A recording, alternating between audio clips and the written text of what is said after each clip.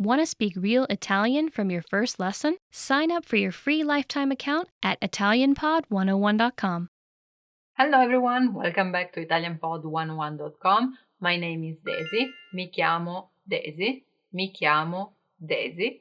And in this video we're going to talk about what happens in Italy during February. Febbraio in Italia. Febbraio in Italia. So February is febbraio. Febbraio, double B, is the second month of the year and it's actually full of events. We start already right away on the 2nd of February, so il 2 di febbraio è il giorno della Candelora. Candelora. Candle, like candela, so like a candle in English, and ora, time, so the time of candela. Time for candles. This is a Catholic celebration. In fact, you may not see it in actual big cities. It's more kept alive in small villages where the church has an active role, even small communities. On this day, people are supposed to bring their candles to the church so that they can receive the blessing.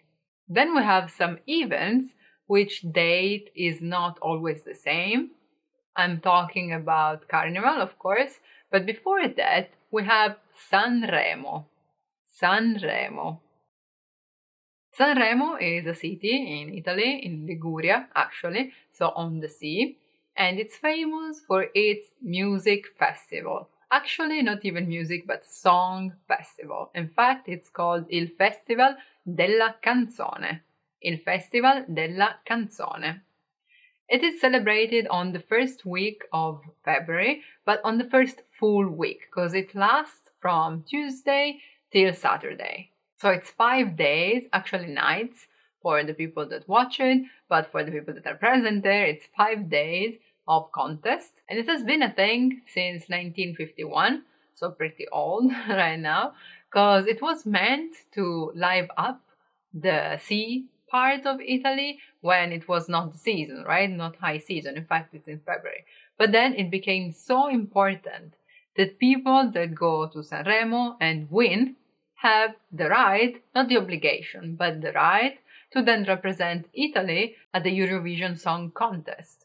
This is a really prestigious festival for people that participate. So not only winning, but already being on the stage, sul palco di Sanremo, it's a goal for artists. In the past years, it was introduced also the young category, so giovani. The winner is decided by juries, but not only. In fact, there is il televoto. So tele, like television, comes from afar, and voto is vote. So people can vote from home. A famous phrase during these days is diamo inizio al televoto. Let's start the voting. Diamo inizio al televoto. Or il televoto è aperto. So now you can vote. Televoto is now open. Il televoto è chiuso, so it's closed. Of course, means that you cannot vote anymore. So we're soon gonna know who is the winner. The winner doesn't only get super famous in Italy. I mean, he is famous kind of already before getting to Sanremo. But not always. Sometimes it's even new artists. And the thing is that the song that they bring to the stage must be new. So no one has to have heard that before.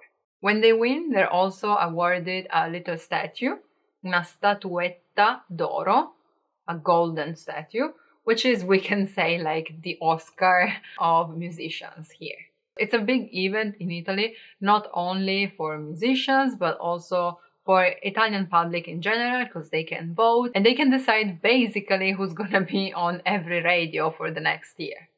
As I was saying before, Carnival as well is not always on the same dates. Carnevale.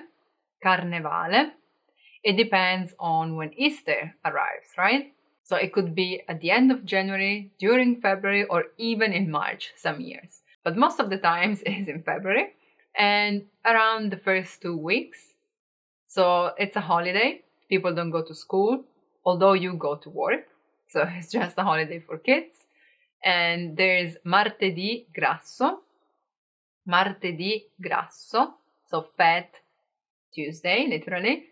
Mardi Gras. which closes the Carnival, which is opened by Giovedì Grasso, Fat Thursday. Martedì Grasso è l'ultimo giorno di Carnevale, so Mardi Gras, Fat Tuesday, is the last day of Carnival, and it's right before il Mercoledì delle Ceneri. Mercoledì delle Ceneri, Ash Wednesday.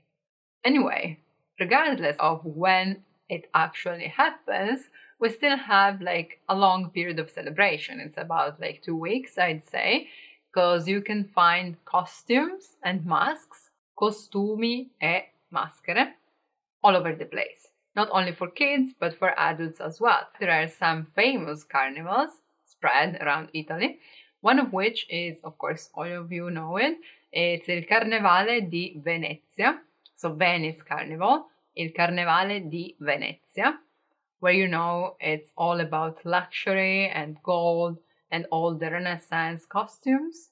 But really famous is also il Carnevale di Viareggio, Carnevale di Viareggio, so Viareggio's carnival, and that's famous because of floats. In fact, there are so many carri allegorici, which can be even 20 meters high, and people spend, and not only people, actually companies, and even more than one, work at the same float for the whole year, basically. And you can find a lot of like irony and political issues that happened. Like you can find them represented on the floats and with costumes as well. Another famous one is il Carnevale di Aci Reale. This has in particular flowers and lights, so fiori e luci, on their floats, of course. You can actually find them everywhere, but the biggest ones are there. And the last one is il Carnevale di Ivrea, where they throw oranges at each other, because it's basically an historical representation, and yeah, it has to do with the tradition of the city. So you can find floats in this case, but full of people that throw oranges to the people down there, so just on the street, and they throw them back at them. Sometimes it gets pretty violent and extreme, but it's really nice to look at from afar. But what we usually throw at each other, especially kids, without getting injured, is coriandoli. Coriandoli. Coriandoli is actually confetti in English, but confetti is not the same in Italian, so you want to distinguish the two words. And coriandoli is made of papers, right? So people just, especially kids, throw them around together with stelle filanti. Stelle filanti. It's not proper stars, even though the word is that. It's again paper, like in just one string that gets thrown.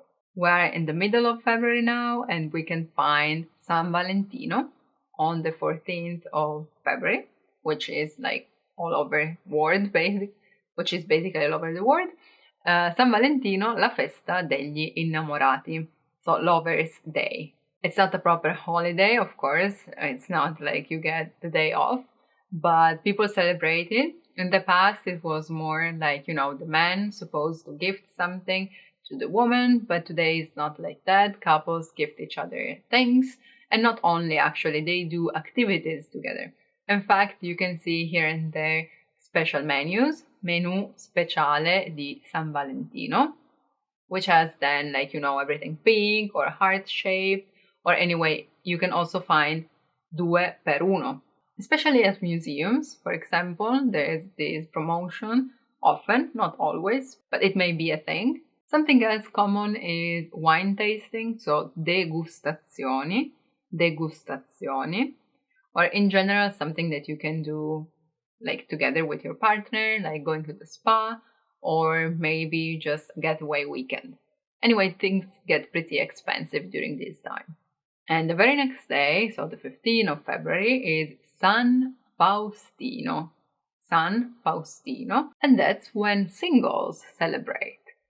So, right after Lover's Day, there is Singles Day. Not because San Faustino, so Holy Faustine, was single, because, he was devoted to God anyway, but probably just because of the assonance of the name, and because it's the day after San Valentino. So it's just, let's say, a case. But anyway, it's a common thing to have many parties or like blind dates or occasions for people to meet new people so that singles can party as well. And that's pretty much what happens in February. But we still have to say that although it is usually made of 28 days, there are also years, as you know, one every 4, where we have 29 days, right? The leap year. That's called anno bisestile in Italian. And it's also said anno bisesto, anno funesto. Bisesto is another way to say bisestile, while funesto means something really bad. It's like a fatal year, sinister year or something. So in fact, it's believed that leap years, so anni bisestili, don't bring good luck. That you may expect something bad to happen. The thing is, that bad thing doesn't only happen during February, but during the whole year. So it's like 12 months of, being scared for we don't know which reason. And we have to thank the Romans for that, but it's not clear why. And so it just appears that in the past something bad happened during a leap year and then like more than once, and then they associated the things. Yeah, so be careful. So yeah, that's pretty much what happens in February in Italy.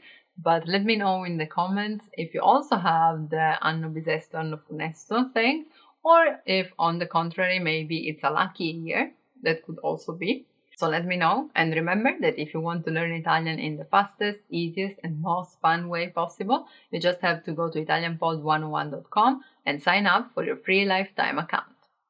Thank you for watching, and I'll see you soon. Bye bye. Ciao, ciao. Want to speed up your language learning? Take your very first lesson with us. You'll start speaking in minutes and master real conversations. Sign up for your free lifetime account. Just click the link in the description.